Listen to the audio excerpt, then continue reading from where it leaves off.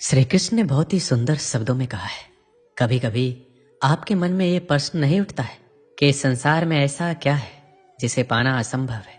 उठता है, मेरे मन में भी ये प्रश्न उठता है। फिर मैं विचार करता हूँ, क्या है इस संसार में ऐसा जिसे पाना असंभव है। धन नहीं, यश नहीं, सम्मान नहीं, प्रेम नहीं, तो फिर क्या है ऐसा जिसे पाना असंभव है। तो इसका उत्तर है अपनी स्वयं की भूल, अपना स्वयं का दोष जो कभी किसी को नहीं मिलता, और यदि किसी को मिल भी जाए तो वो व्यक्ति अपनी भूल स्वीकार करना नहीं चाहता। किंतु जो व्यक्ति अपनी भूल स्वीकार करता है, अपना दोष स्वीकार करता है, संसार में कुछ भी पाने के लिए कोई उसके सामने कोई भी बाधा नहीं रहती। इसलिए आत्मविश्वास अवश्य रखिए, प्रयास करते रहें कि आपसे कोई भूल ना हो, किंतु आत्म मंथन भी, और यदि आपसे कोई भूल भी हो जाए तो उसे स्वीकार करें, उसे सुधारने का प्रयास करें। आपका जीवन अधिक आनंदमय हो जाएगा। श्री कृष्ण ने कहा है कि हम व्यक्ति एक कठपुतली है जो कि आते हैं इस दुनिया में और चले जाते हैं। उसके ना तो आने का समय निश्चित रहता है और ना ही जाने का समय निश्चित रहता है। एक सीमित सीमा के लिए आते हैं और इस दुनिया से चले जाते हैं। इस बात को श्री कृष्णा अपनी इन पंक्तियों में कहते हैं कि व्यक्ति मिट्टी से ही बना है और वह मिट्टी में मिल जाता है। उसका अस्तित्व सिर्फ इतना ही है।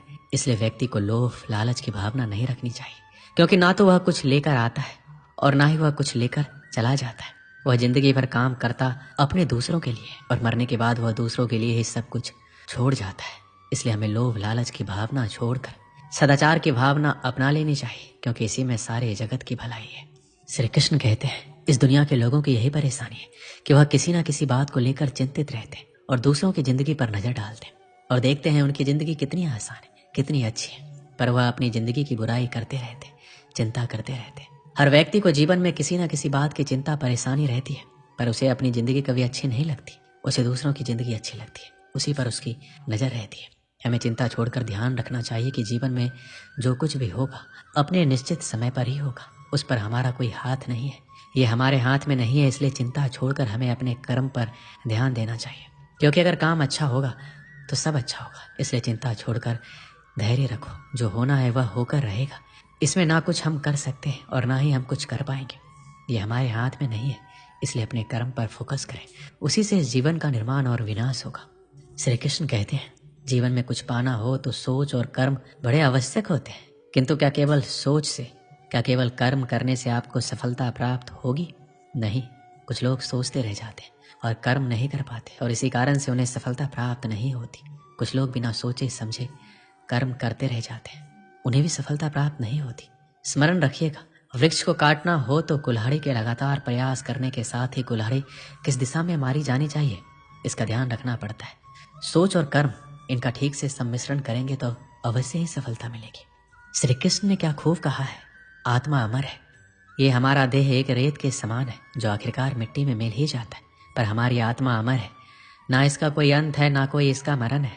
हमें कोई भी हमारे शरीर को मार सकता है, पर हमारे आत्मा को नहीं मार सकता। वह कभी मरता ही नहीं है। व्यक्ति को कभी मारा नहीं जा सकता है। इस बात को श्री कृष्ण अपनी भागवत गीता की बातों में बताते हैं कि व्यक्ति कभी मरता नहीं है, उसका शरीर मर जाता है, पर आत्मा हमेशा के लिए जिंदा रहता है। श्री कृष्ण कहते हैं आप खुद ही अपने जीवन के निर्माता है। आप जैसा बीज बोएंगे वैसा ही काटेंगे। आप जितना परिश्रम करेंगे आप उतना ही अच्छे परिश्रम का परिणाम पाएंगे। आप जीवन में जो स्थान की चाह रखते हैं उस स्थान पर सिर्फ आप एक ही तरीके से पहुंच सकते हैं, वह जरिया है आपकी मेहनत। आप जितनी ज़्यादा मेहनत करके अपना अच्छा प्रस्तुत करेंगे उतना ही अच्छा आप पाएंगे।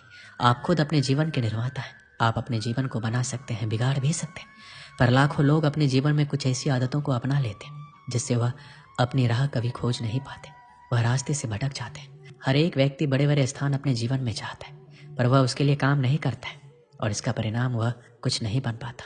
आपको अगर अपने जीवन में कुछ करना है तो आपको अपने जीवन का निर्माता बनना खुद पड़ेगा, उसे निर्माण करना पड़ेगा। जब तक आप नहीं सीखते तब तक आप जीवन में कुछ नहीं कर सकते। इसलिए श्री कृष्ण कहते हैं कि आप अपने जीवन के स्वयं ही निर्माता है। इसलिए आप अपना ज़्यादा समय अपने काम को करने में ही निकालें। श्री कृष्ण कहते हैं हम सब के जीवन में कभी न कभी पत्थरों का योग होता ही है। ये संसार हम पर कभी न कभी पत्थर बरसाता ही है, कभी हमें बुरा समझकर, कभी असफल मानकर, कभी बुद्धिहीन मानकर। कारण बहुत सारे, किंतु इन पत्थरों से हमें चोट खानी है या नहीं हमारे हाथ में। या तो आप इन पत्थरों से चोट खाकर आंसू में डूब सकते हैं, या फिर आप इन पत्थरों से सेतु बनाकर समस्या का सागर पार कर सकते हैं। निर्णय आपका है। ये पत्थर प्रतीक है हमारी निंदा का, हमारे आलोचना का, और जो इस आलोचना को नकारात्मक ले गया वो केवल कष्ट ही पाएगा, और जिसने इस आलोचना को विकास का आधार बना लिया वो सफलता के शिखर चढ़ेगा। इसलिए स्मरण रखिएगा, आलोचना आपका शत्रु नहीं, आपका सबसे बड़ा मित्र है। श्री कृष्ण कहते हैं कि धर्म को अपनाना हमारे अस्तित्व में है और वही हमारी पहचान है। हम अपने धर्म से पहचाने जाते हैं, क्योंकि हमारा जितना अच्छा धर्म होगा उतना ही अच्छा हमारा आचरण होगा। अपने आचरण को सुंदर बनाने के लिए हमें अपने धर्म को और भी बेहतर बनाना पड़ेगा। ये बात है महाभारत की। उन दिनों 5 पांडव और समस्त कौरव गुरु द्रोण से धनुर्विद्या की शिक्षा प्राप्त कर रहे थे। गुरु द्रोण ने एक दिन उनकी परीक्षा लेने का विचार किया और इसी उद्देश्य से उन्हें जंगल की ओर लेकर गए। काफी दूर चलने के बाद वो जंगल में एक स्थान पर पहुंचकर ठहर गए। वहां एक ऊंचा और विशाल पेड़ था। गुरु द्रोण ने 5 पांडव और कौरव से कहा कि आज उन सबके धनुर्विद्या की परीक्षा है। वो देखना चाहते हैं कि अब तक उन्होंने जो कुछ उन्हें सिखाया है उसमें वो कितने निपुण हुए। पांडव और कौरव तैयार हो गए। गुरु द्रोण ने पेड़ पर एक नकली चिड़िया लटका दी और सभी राजकुमारों से बोले, तुम्हें पेड़ पर लटकी चिड़िया की आंख पर निशाना साधना है। सभी तैयार हैं? पांडव और कौरव राजकुमारों ने हामी भरी। गुरु द्रोण ने सबसे पहले युधिष्ठिर को निशाना साधने बुलाया। धनुष बाण हाथ में लिए युधिष्ठिर आगे आगे। गुरु द्रोण ने पूछा, क्या तुम तैयार हो? युधिष्ठिर ने हाँ में सिर हिलाया। तब गुरु द्रोण ने पेड़ की ओर संकेत करके पूछा, बताओ तुम्हें उस पेड़ पर क्या दिखाई दे रहा है? गुरुदेव, मुझे एक बड़ा पेड़ दिखाई दे रहा है जिसकी कई शाखाएं फैली हुई, शाखाओं पर हरे हरे पत्ते हैं। पेड़ पर चिड़ियाओं ने घोंसला बनाया हुआ है। आपने एक डाली पर एक नकली चिड़िया लटकाई है। युधिष्ठिर ने पूरा वर्णन कर दिया। गुरु द्रोण ने कहा, युधिष्ठिर तुम अभी इस परीक्षा के लिए तैयार नहीं हो, पीछे जाकर खड़े हो जाओ। युधिष्ठिर चला गया। गुरु द्रोण ने भीम को आगे बुलाया। वही प्रश्न दोहराया, बताओ भीम, तुम्हें इस पेड़ पर क्या दिखाई दे रहा है?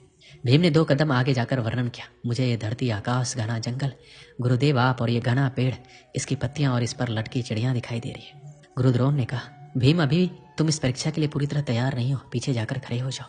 उसके बाद गुरु द्रोण ने एक एक करके नकुल और सहदेव तथा दुर्योधन सहित सभी कौरव राजकुमारों को बुलाया और वही सवाल किया। सबने वही उत्तर दिया, पेड़, शाखाएं, पत्ते, चिड़िया।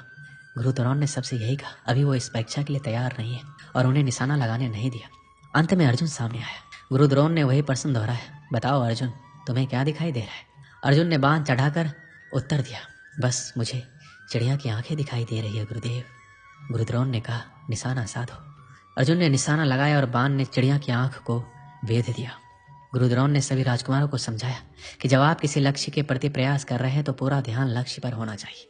लक्ष्य के सिवाय कुछ भी नहीं दिखाई देना चाहिए। यही किसी भी लक्ष्य को प्राप्त करने का मूल मंत्र है। एक साथ कई कार्यों में उलझे रहोगे तो कभी भी लक्ष्य प्राप्त नहीं कर पाओगे। इसलिए अपना ध्यान सिर्फ और सिर्फ लक्ष्य पर लगाओ। इसलिए सफलता प्राप्ति के लिए पूरा ध्यान सिर्फ अपने लक्ष्य पर होना चाहिए। दोस्तों, इस वीडियो में बस इतना ही। मिलते हैं अगली वीडियो में। अपना ख्याल रखिएगा। धन्यवाद।